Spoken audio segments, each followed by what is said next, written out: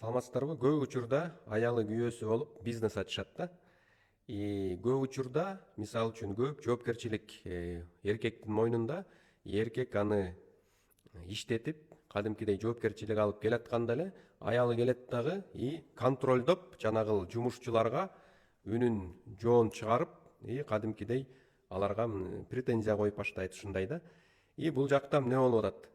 Эркек бардыгын түзүп акырындан баштаган, бирок аял келип жанагыл авторитетин көрсөтүп атса, жанагы жумушчулардын баарын бул жерде эркек чечпейт экен, аял чечет экен деп бардыгы аялына баш ийип, аялынан сурап калышат да.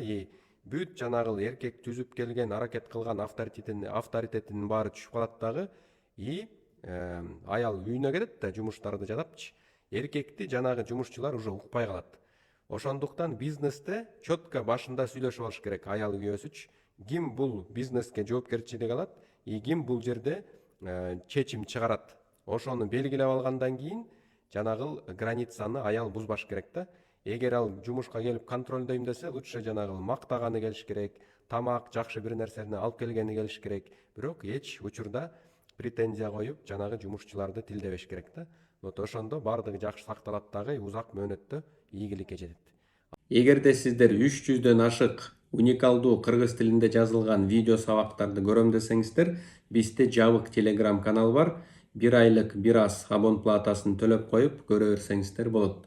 Андан сырткары 15 жылдын ичинде мен эксперименталдуу түрдө жекеме жеке элдер менен иштеп атып, илимий изилдөө тажрыйбанын аркасынан 50 видео сабактан турган 5 айлык онлайн курс даярдагам.